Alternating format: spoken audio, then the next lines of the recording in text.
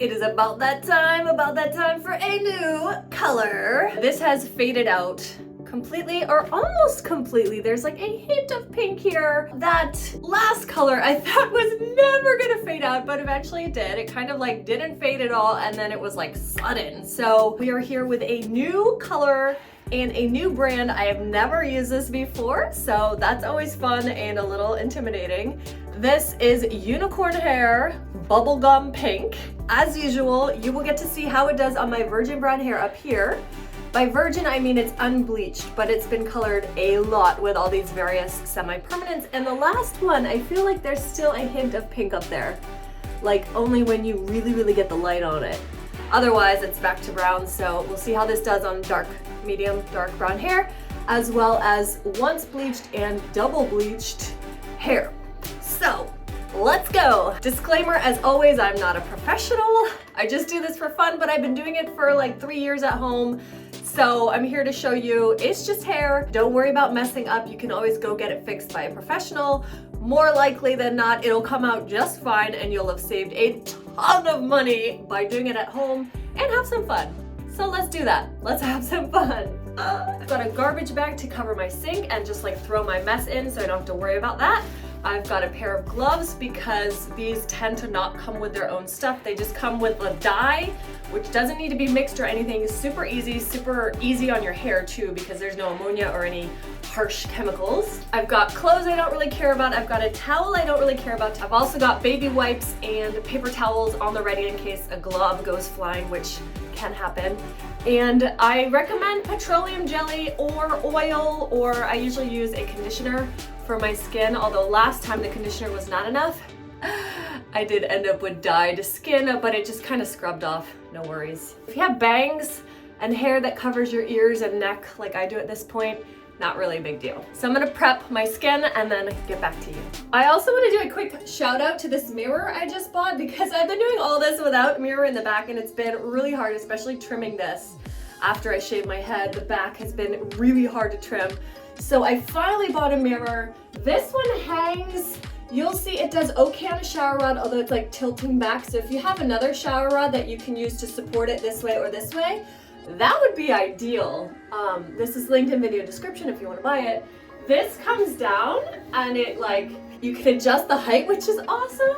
And then these adjust as well, so you can really get a good angle. And I've got a mirror in front of me and this behind me, so like you can really kind of like actually see what you're doing now, or I can. So I'm really excited I finally got a mirror. Yay! So we're gonna dye my hair today and we're also gonna do a little bang trim. Cute little bottle. It says 1 tub should be enough for my hair. If you have a long or super thick hair, you may want to get 2 or 3 tubs just to be safe. You don't want to run out in the middle. And it says to do on clean, dry, ideally unconditioned hair. I cannot wash mine without conditioning it because that double bleach section is just like you can't even get a comb through it. So mine is conditioned, so we'll just see how it does. I'll just leave it in extra long. A nice thick kind of paste here. Whoa, like slime almost. Oh, it's like a conditioner. Should be really easy to get in there. So let's just start.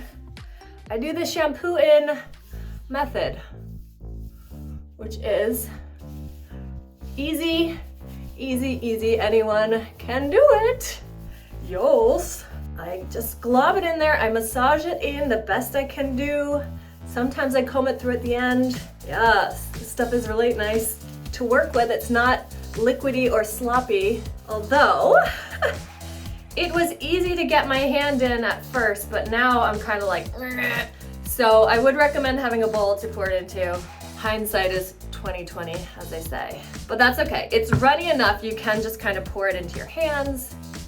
Not a big deal. There is no harsh smell. Doesn't smell good or bad. It's like, I'm not really even smelling anything actually. Oh, geez, oopsies. Oh, I forgot my towel. That's what I forgot. Nearly got some in my eye. This is like a rather light color, which is nice. It shouldn't be dyeing my skin too bad. The last color we did was really dark. Oh my gosh, get this off real quick. Too late. Put it on a little too late. That is okay. This is where I just kind of feel what I'm doing. Hey, yes! I'll get all this bleached bits. The more you put in, the creamier and easier it is to like really massage in there and hopefully not leave any dry spots or streaks, because you don't want to have like polka dot hair. You want to make sure all the hair gets super duper globbed up smoothly. That's why the professionals do it in sections, so they do really thin sections and get it nice and smooth, but doing it yourself, that's a lot of work and I'm not gonna do it. I just, no. This works fine for me. I think we're good. Look at that. Woo!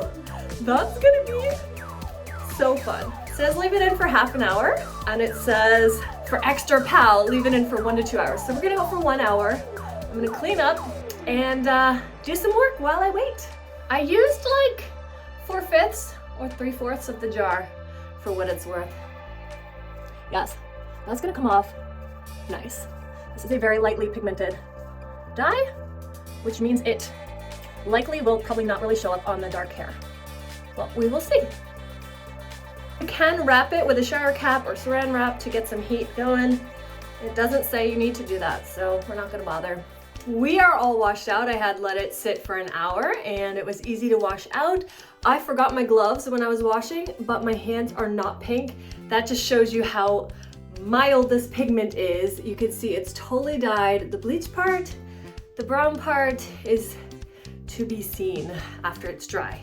But right now we're gonna do the bangs. I like a micro bang, otherwise it gets heavy and like curls really weird and just bothers me. So I just kind of go like this, knowing that they will dry shorter. I don't go too short,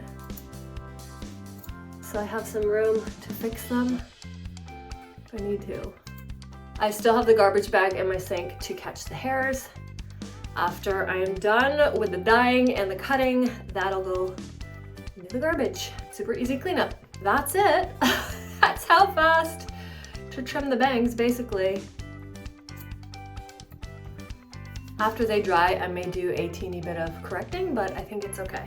So we're done. Now we're just gonna dry. Okie dokie, we are done. It's gorgeous. I love it, I love it. It feels nice and it looks nice. So here's how it did. Just barely a tint, maybe? Just barely on the brown hair.